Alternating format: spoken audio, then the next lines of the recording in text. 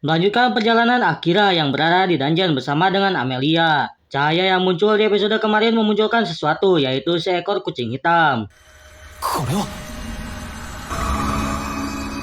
え猫 Amelia yang menggunakan mata dunia mencoba melihat status dari kucing tersebut. Disebutkan kalau kucing itu memiliki extra skill berupa berubah wujud. Amelia juga menjelaskan kalau naga yang asli seharusnya sangat sulit dilawan. Dan nama dari kucing itu adalah Black Cat.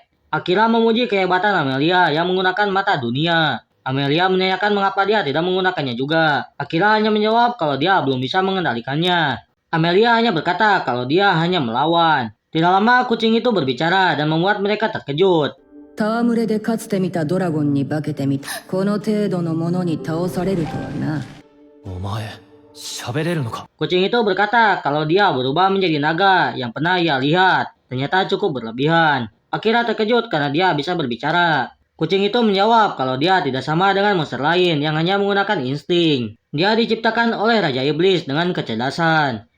Kucing itu lalu berkata dengan merendahkan Akira yang bahkan belum hidup selama 100 tahun. Akira dengan dingin sambil mengeluarkan kunainya berkata kalau dia bisa membunuhnya. Kucing itu memang sudah pasrah, namun dia memiliki pesan dari Raja Iblis untuk Akira. 魔族の住まう大陸ボルケーノ。その奥にある魔王城で待つ。 Mendengar kalau Raja Iblis menunggunya di benua iblis Volcano. Dia bertanya mengapa Raja Iblis tahu tentangnya. Kucing itu sendiri tidak tahu apa pikiran tuannya dan sekarang dia pasrah jika memang harus dibunuh. Akira mengurungkan niatnya. Kucing itu berkata kalau tidak perlu basa-basi karena mereka menganggap monster dan iblis itu sama. Akira berkata kalau asumsi ras iblis adalah musuh cukup mencurigakan baginya. Amelia berkata kalau tidak dibunuh maka pintu selanjutnya tidak akan dibuka. Akira tidak mempermasalahkannya karena 俺は猫が好きなんだ は dan juga dari sekian banyak monster hanya dia yang bisa diajak berbicara. Kucing itu hanya berkata kalau mungkin saja dia bisa mati kelaparan. Akira berkata pasti ada jalan belakang untuk keluar. Amelia kepikiran dan benar ada jalan lain, yaitu dengan kontrak tuan dan hamba.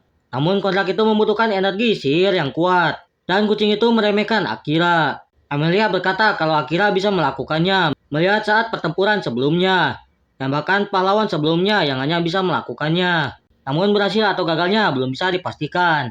Akira bertanya akibat jika gagal. Kucing itu menjawab kalau gagal antara Akira atau dirinya yang akan mati. Atau bisa saja dua-duanya. Akira akan melakukannya. Kucing itu hanya pasrah.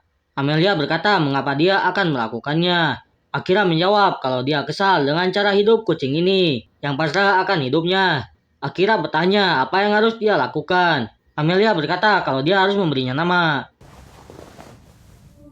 夜でどうだ Yang jika dijelaskan berarti langit malam. Amelia melanjutkan cara selanjutnya yaitu dengan mensejajarkan tangan mereka. Dan Akira yang harus mengalirkan sihir kepada Yoru. Amelia mengkhawatirkan Akira karena dia bisa saja tidak akan bisa kembali setelah ini. Namun Akira percaya kalau dia akan berhasil. Cahaya mulai menyelimuti mereka. Akira tiba-tiba dikirim ke sebuah lautan yang ada di dalam tubuh Yoru. Namun tidak lama. ここはか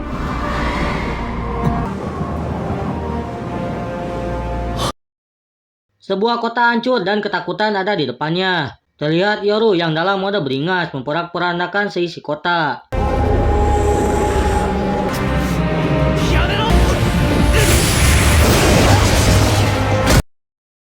Akira yang terkena serangan pun diperingati oleh Yoru untuk membunuhnya, agar Akira bisa tetap hidup. Pertarungan pun dimulai.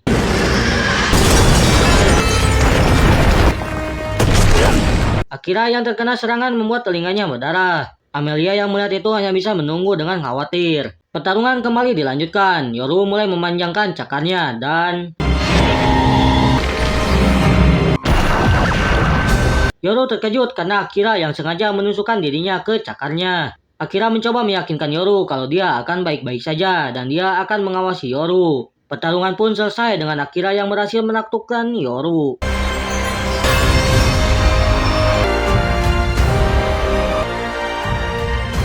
Setelah sadar terlihat Amelia mengkhawatirkan Akira. Di tangan Akira tertempel sebuah tanda yang menandakan kalau kontraknya berhasil. Mereka pun saling berkenalan sekali lagi sebagai rekan dan sebagai tuan dan hamba. Tiba-tiba lingkaran sihir pun muncul yang menandakan dungeon sudah mengizinkan Yoru. 出口だ。魔法陣。 Akira ingin segera berangkat, namun melihat Yoru dia mengurungkan niatnya. Yoru berkata kalau lingkaran sihir itu tidak akan hilang sebelum mereka pergi. Mereka pun akan mengobrol bersama dengan santai sambil menunggu Yoru pulih. Di sisi lain, Tsukasa sudah sampai ke suatu negara lain yang bernama Yamato. Menurut rumor, negara ini dibangun oleh pahlawan generasi sebelumnya. Mereka pun akhirnya beristirahat di sana dengan pakaian yukata mereka. Setelah makan dengan tenang, Tsukasa mulai berkata soal rencana ke depannya. Yang pertama adalah uang pegangan mereka. Dan pilihan terbaik adalah menjadi petualang.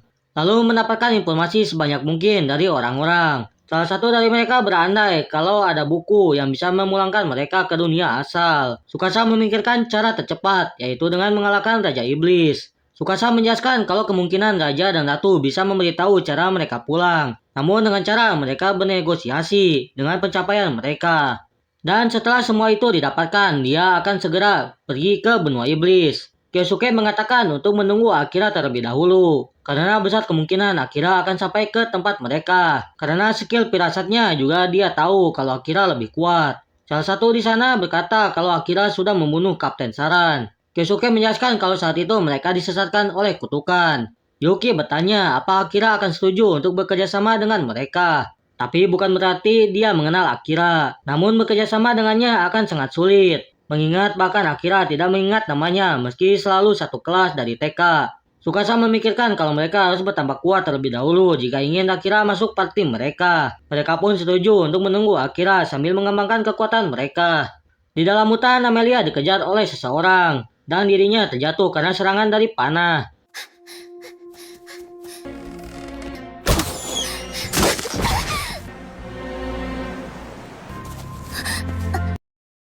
Di pojok tembing, seorang wanita elf dan pasukannya memojokkan Amelia. Amelia lalu menggunakan skillnya.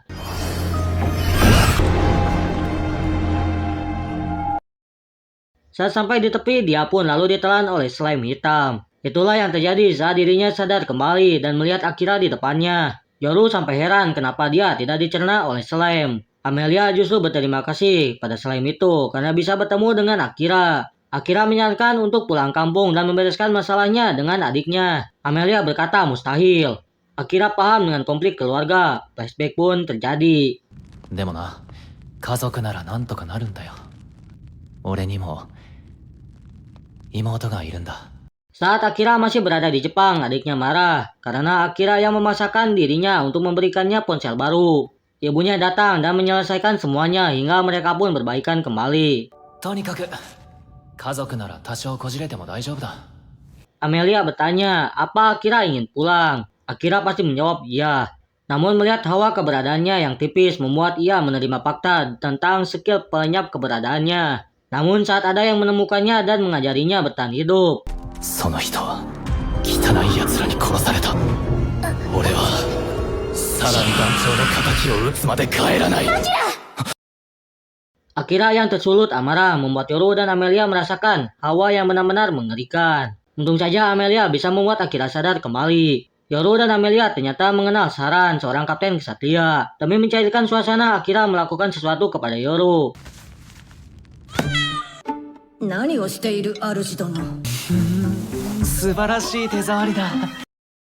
Mereka pun memulai bulu halus Yoru. やれやれ、もう少しピリッとしてもらえんか。 Yoru berkata kalau mereka bisa berkomunikasi dimanapun, hanya dengan lewat hati. Hal itu membuat Amelia iri. アキラじゃなくて夜が羨ましいんだけど。 Mereka pun bersiap pergi. Akira menanyakan kemana lingkaran sihir akan mengirim mereka. Yoru tidak paham dengan sihir seperti itu. Akira pun berniat membereskan masalahnya dan lalu pergi ke benua iblis. Amelia berkata lingkaran ini bisa membawa mereka sesuai keinginan mereka. Namun hanya satu orang yang bisa memintanya jika mereka semua pergi bersama. Akira ingin sekali pulang, namun untuk sekarang dia tidak akan pulang terlebih dahulu. その望みはまだ叶ってはいけない。 Mereka pun terkirim ke benua lain. Amelia tahu lokasi mereka sekarang dan ketakutan. 嘘。あれは新生樹。 Yoru juga tahu kalau ini adalah benua Forest, lokasinya ras elf. Amelia ketakutan karena dia belum ingin kembali ke tempatnya. Sementara ada yang mengawasi mereka dan mulai mengarahkan panahnya ke arah Amelia.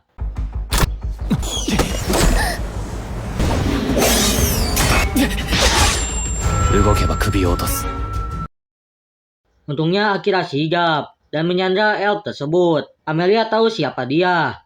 Dia adalah Liam Gladiolus. Dia mengoceh dan merendahkan Amelia. 妙な光が見えたので調べに来た。国を捨てた罪人がいるとは。この国に居場所はありません。あの時のように逃げて。 Karena muak, Akira langsung membuatnya tepar.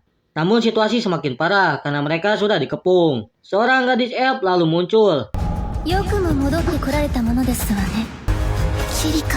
Dia adalah Kilika, yang ternyata adalah adik Amelia. Kilika berkata kalau Amelia berani kembali setelah dia melukai dirinya. Yoru dan Akira pun saling tatap dan berkata kalau masalah mereka ternyata cukup rumit.